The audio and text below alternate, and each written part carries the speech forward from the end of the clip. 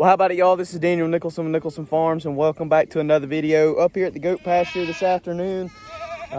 Just checking on the goats and all the babies. Everybody's doing good. We're still waiting on one mom to kid out to wrap up our kidding season. So hopefully she can go any day now. There's really no update on the goats other than that. Everybody's been doing good. All the babies are doing good. I mentioned in our last video, we're going to be selling 2 does to a guy.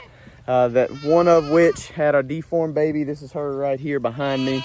Another one did not get bred, and then he called me back yesterday, and he's going to go ahead and take our 2 doelings that kidded and did not do a good job. One of which we handed off to a friend to bottle raise.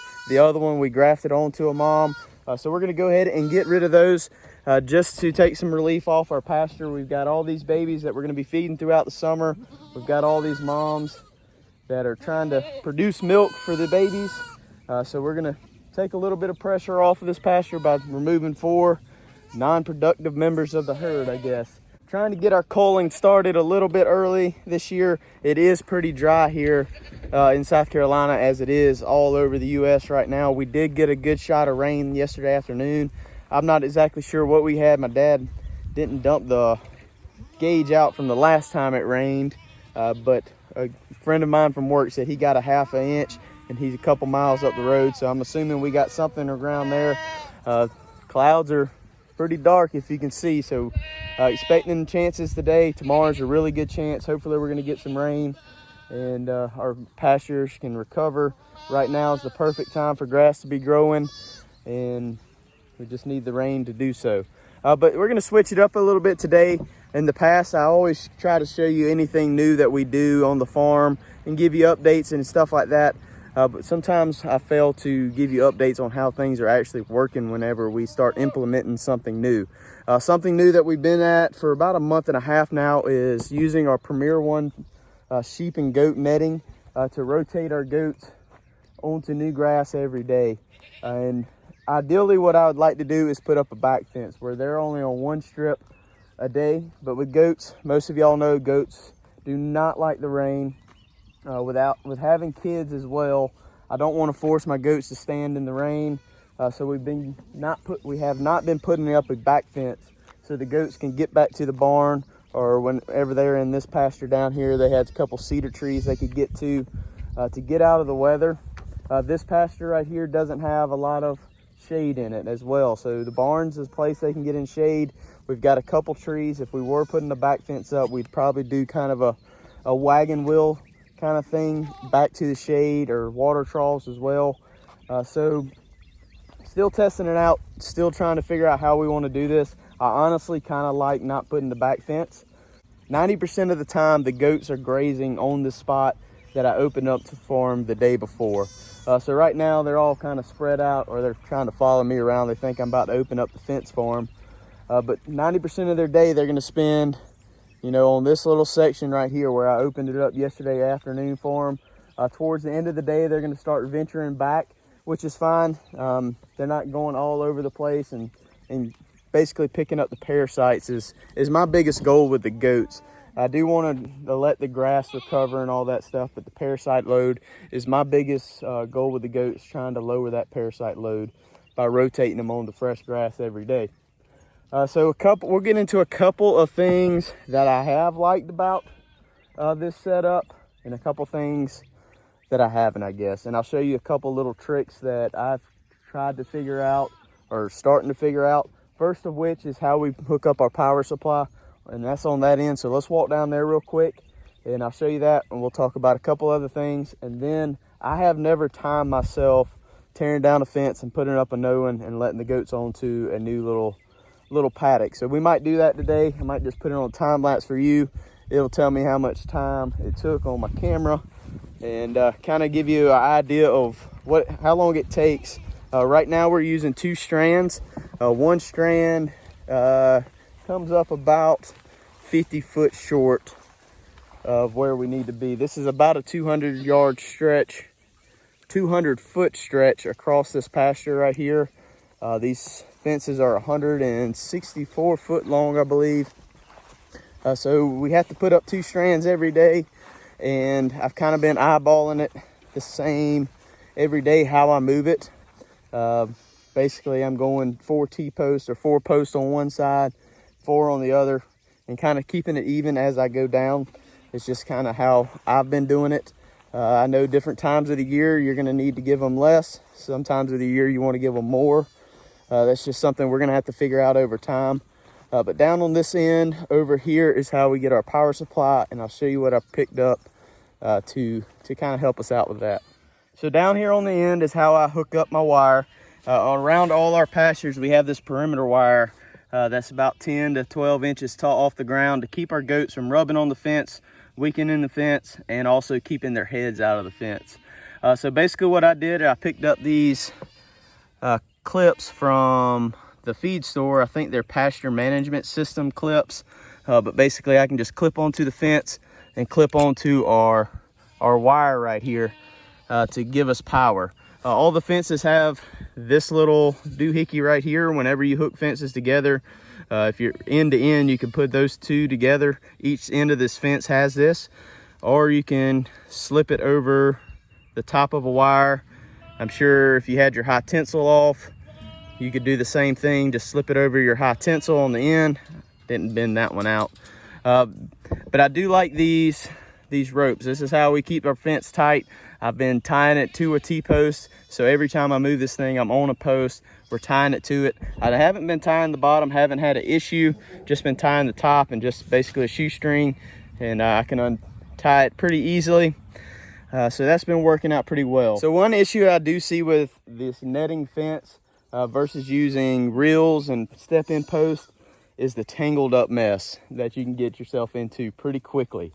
The best way I have found to pick this fence up is you're gonna go to your end post, you're gonna pick it up, walk to your next post, grab it, don't even touch the wire, just kind of let it fold itself over and go through and pick up all your posts in one handful, and try not to let that handful go. Whenever you want to go set it down somewhere or something, carry it all the way there and gently put it down where all your posts are still lined up together, and you can just pick it up. And whenever you're walking out, all your posts are basically in your hand, and you're gonna walk out and just let the posts go that you need to at the time. I might see if I can record a little bit of that after I get this one set up for our next move, and kind of show you what I'm talking about there. Another issue that I have found, and I believe this came straight from the factory as a problem, here's one right here, but I've had this bottom wire or bottom rope. This one's not electrified. All these other ones, all the white ones are electrified, but this black one at the bottom, you can see how that's broken. That looks like I guess you can see, sorry, I can't even see if it's picking it up, but I guess you can see that is a clean break. I've got several of those spots in our wires. I think it's 3 or 4 of them. Not exactly sure how many, if it's 2 or 3 on one or whatever. I just noticed a couple, and it looks like clean breaks. It looks like something got pinched during shipping, during manufacturing or something like that. They do come with a repair kit that you can repair that. You can repair your electrified strands and all that stuff. I just haven't done so yet. So I'm trying to think of any other inconveniences or things I don't like. One thing is, and this is probably my fault, I know they make some of these fences that have little tabs at the bottom of the post that you can step and push these things in. I did not get those. This is the cheapest one they had.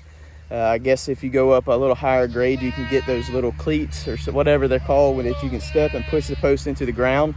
After a rain, they go in the ground pretty well. If we get to a week or so without wet rain, I'm starting to realize these things are getting pretty tough to get put into the ground.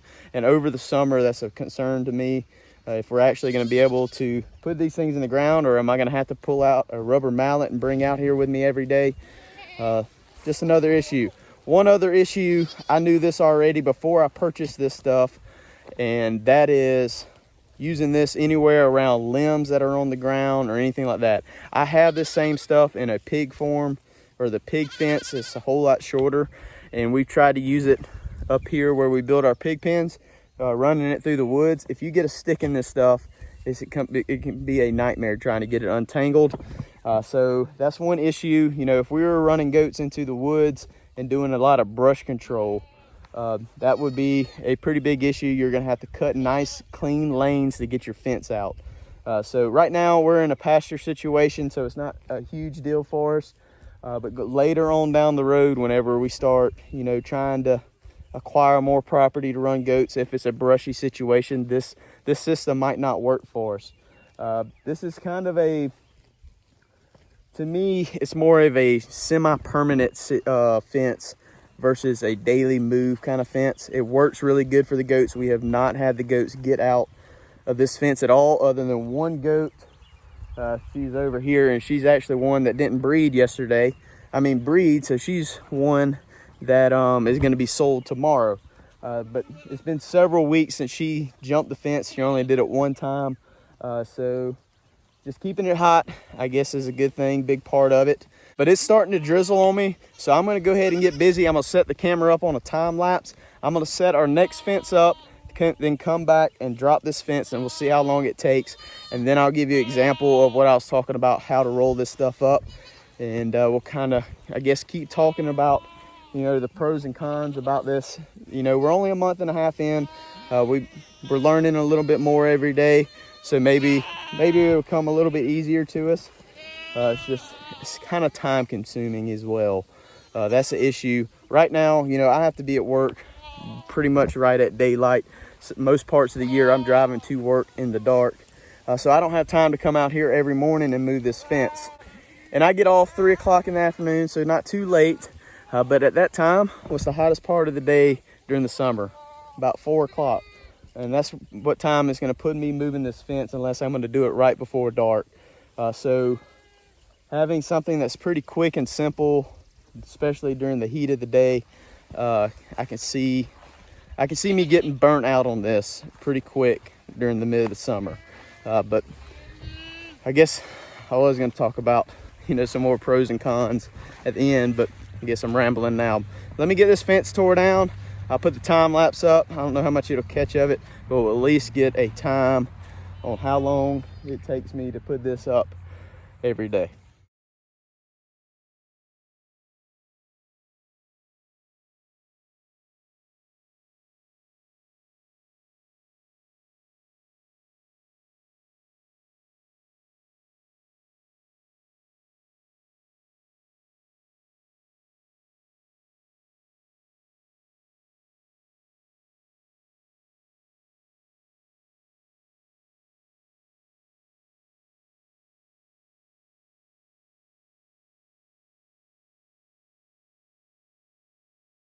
So I guess I wasn't thinking right whenever I said our time lapse will tell us how long it took to put up this fence, because the time lapse is only 36 seconds. I know it took a lot longer to put up this fence than 36 seconds. I look back and our last clip was taken at 3:30. It lasted 6.5 minutes. It's 3:56 now, so say 20 minutes to put up this fence and take down the other 2 strands. I've got the 2 strands that we've taken down set over here. I'm gonna show you here in just a second how I start putting up the fence and how I do it. So 20 minutes every day to put this up. So that is quite a bit of time every day to commit to it. But the benefits that we're shooting for could potentially in the long run outweigh, you know, how much time it's taken us. You know, if we were giving those goats this whole pasture, how much time is it taking us to bring them feed and grain every day? If, you know, they're grazing this pasture down, there's nothing for them to eat. We're having to feed them grain. You know, it takes time to bucket up grain, bring it out here. It costs money to do that as well. We're pretty much grass feeding right now. We do have a protein tub sitting over there, but I haven't put it in this week. I've just been, I guess, lazy, and I just haven't rolled it over here to where they are. So pretty much grass fed. This is as cheap as it gets to raise an animal. Also, how much time are we saving whenever it comes down to parasites, you know, getting away from the parasites, not putting the goats on a piece of ground that's, you know, they've been grazing on for a week, 2 weeks, 3 weeks, or even longer, and reinfecting themselves with parasites. So, you know, if we were to catch them up and, you know, worm all these goats every 3 months, it's going to take at least an hour to do that. Not to mention the price of your dewormer and any other medication that you're giving to them at the time. So you kind of got to balance all that whenever you're you're thinking, oh man, it's going to take me 20 minutes to move that fence every single day, and it's something I got to do every single day. But in the long run, the benefits hopefully will pay off and be a lot better. So we got our fence moved. I'm about to show you how I am putting this fence up. Like I said, we've only been doing this for a month and a half. I'm not saying I'm the best at it or I know what I'm doing. I watch enough YouTube videos that use this that feel like I'm partly doing something right. So we'll get started over here. I'm gonna show you how I tie it onto the fence. It's pretty self-explanatory.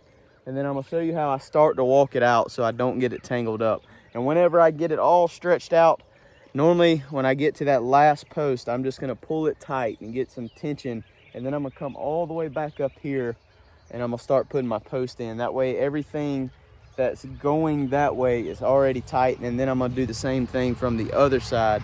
So our fence is pretty tight. You know, you can look behind me here.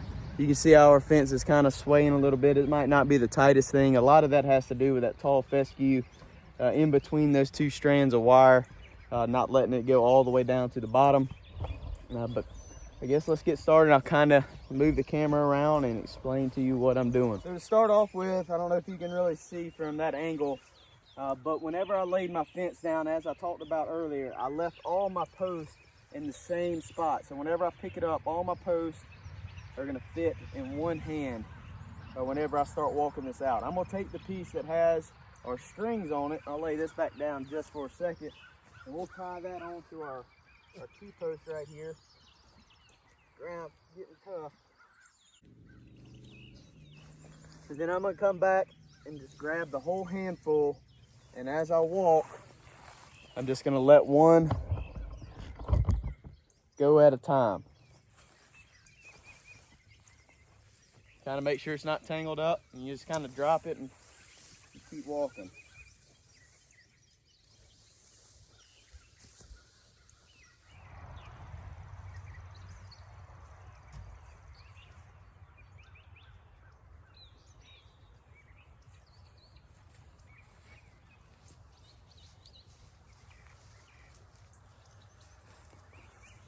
So now that I'm at my end, I'm just gonna I've got it tied down to that T-post on the other end. I'm just gonna kind of bounce it a little bit, get a little bit of tension, kind of line it up where I want it to be. And now just kind of set it down, and I can go back to the other end and step in my post and work it this way to make sure that it's tight. So now that I got the fence up, I'll demonstrate a little bit of how we take it down. Say this is gonna be on the end, I'd untie it, and I'm just gonna take this post, I'm gonna walk to my next one, I'm gonna hold it kind of midways. I'll walk to my next one, let that wire just fold over, and then pull up my next post and keep walking on to the next one. Obviously, I'm gonna leave this fence up just so it's up already for tomorrow. But that's how I would pick it up. I'd make sure I keep all those posts in one hand until I get to the end and set this thing down. That has been the biggest trick I have found so far with that. I'm gonna get my other strand, go ahead and run it real quick. And then I'll show you how I hook the wires together to make sure both of them's hot. And I showed you earlier how we hook it to our perimeter fence. So to hook the wires together, it's just simple as take this little clip. We're gonna see if I can do this with one hand. Oh. And just stick that wire through there and your connection's good to go. Whenever we hook this to the perimeter fence, this whole strand will be hot. So that's kind of a breakdown on how we are using our Premier One netting and how we like it. Some things that we don't like about it. It does have its quirks for us. You know, my main thing is probably the time it takes to move that fence every day. It's a little bit aggravating. And, you know, over time doing that every day, it kind of gets to a point that you kind of dread doing it. And I don't want to get to that point. I want to be able to utilize this and see the benefits that it's going to have for us. Because, you know, at the end of the day, I'm doing all this for a small business, but also because I enjoy doing it. You know, I enjoy raising animals, and I'm trying to better our pastures with doing that. And so I need to enjoy the whole process. If something's daunting to you, you're going to put it off in one little excuse, and you're going to stop doing it. So I just got to find the joy in it. I know we're doing this for a purpose. This fence is just one tool that we are using to achieve a goal in raising some good quality goats and bettering pastures. You know, I made a video probably about 2 months ago, whenever we purchased this stuff, about why we got Premier One netting over Polywire or Polybraid or even the Smart Gallagher Smart Fence. So if you haven't already, go ahead and check that video out. I'll leave a tag right here for that, and it explains why we use this over other different practices that we could be using to rotate our goats. And over time, we might get into some of those other practices. It's just right now, I think this is the best thing that we can use for us in our operation at the moment. So I hope y'all enjoyed this video. It was just kind of a breakdown on what we're doing with that Premier One fence and how we like it. I really appreciate you hanging out with us. If you haven't already, please hit the subscribe button, hit the like button, hit the notification bell, leave us a comment, keep us in your prayers, and we'll see y'all on the next one.